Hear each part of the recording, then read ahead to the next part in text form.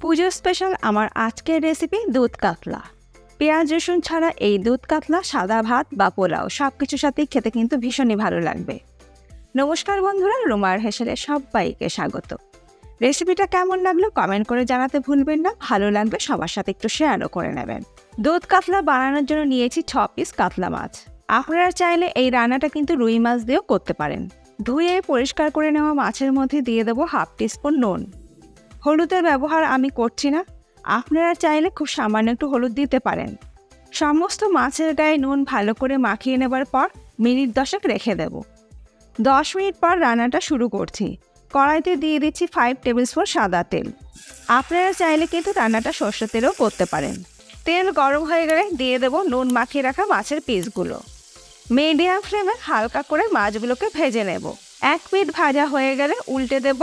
খুব বেশি কিন্তু কড়া করে মাছ ভাজবার দরকার নেই। মাছ ভাজতে ভাজতে একটা মশলা আমি তৈরি করে নেব। তার জন্য মিক্সিং জারের মধ্যে আমি ঢেলে নিচ্ছি 1/2 কাপ পরিমাণে দুধ। আর এই দুধের মধ্যে দিয়ে দিচ্ছি 10টা আমন্ড বাদাম। আপনারা কিন্তু কাজু বাদামও ব্যবহার করতে পারেন। আর দেব 2টি কাঁচা লঙ্কা। এবার এটার একটা স্মুথ পেস্ট আমি তৈরি করে নেব। দেখুন মশলাটা কিন্তু আমি একদম স্মুথ করে বেটে নিয়েছি। অপর দিকে মাছগুলো আমার হালকা করে ভেজে নেওয়া হয়ে গেছে, তুলে নিয়ে রেখে দেবো আলাদা একটা প্লেটের মধ্যে। মাছ ভেজে তুলে নেওয়ার পর মশলার একটা পেস্ট আমি তৈরি করে নেব। তার জন্য বাটির মধ্যে দিয়ে দিলাম 1 টিস্পুন আদা বাটা, ধনে গুঁড়ো দিয়ে দিলাম 1 টিস্পুন, জিরে গুঁড়ো দিয়ে দিলাম 1 টিস্পুন, নুন দিয়ে দিলাম স্বাদ মতন। অল্প পরিমাণে জল দিয়ে মশলাটাকে গুলে নিয়ে একটা পেস্ট তৈরি করে নেব। এইভাবে যদি গুঁড়ো মশলা জলে গুলে রান্নাতে ব্যবহার করা হয় তাহলে মশলা কিন্তু পুড়ে যাবে না। মাছ ভাজা ওই তেলের মধ্যে ফোড়নে দিয়ে দিলাম একটি ফাটিয়ে নেওয়া শুকনো লঙ্কা, দিয়ে দিলাম একটা বড় টুকরো দারচিনি যেটাকে আমি ছোটো ছোটো টুকরো করে দিয়ে দিলাম, আর দিচ্ছি একটা ফাটিয়ে নিয়ে বড় এলাচ। ফোড়নটাকে একটু ভেজে নেব। ফোড়ন থেকে যখন সুন্দর গন্ধ বেরোতে শুরু করবে তখন আমি দিয়ে দেবো জলে গুলে রাখা মশলাটা।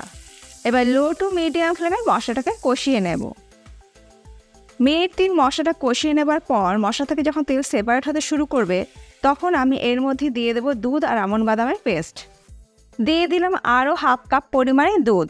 দুধটাকে কিন্তু আগেই আমি জাল দিয়ে নিয়েছিলাম। রান্নাটা কিন্তু সম্পূর্ণ দুধেই করতে হবে যেহেতু এটা দুধ কাতলা। সব কিছু ভালো করে মিশিয়ে নেবার পর গ্রেভি যখন ফুটতে শুরু করবে তখন আমি এর মধ্যে দিয়ে দেবো 1/4 টিস্পুন কাশ্মীরি লাল লঙ্কা গুঁড়ো। গোলমরিচ গুঁড়ো দিয়ে দিলাম 1 টিস্পুন। ঝালটা কিন্তু গোলমরিচেরই হবে। গ্রেভির সাথে সব কিছু ভালো করে মিশিয়ে নিয়ে লো ফ্লেমে গ্রেভিটাকে একটু ফুটিয়ে নিয়ে দিয়ে দেবো আগে থেকে ভেজে রাখা মাছের পিসগুলো।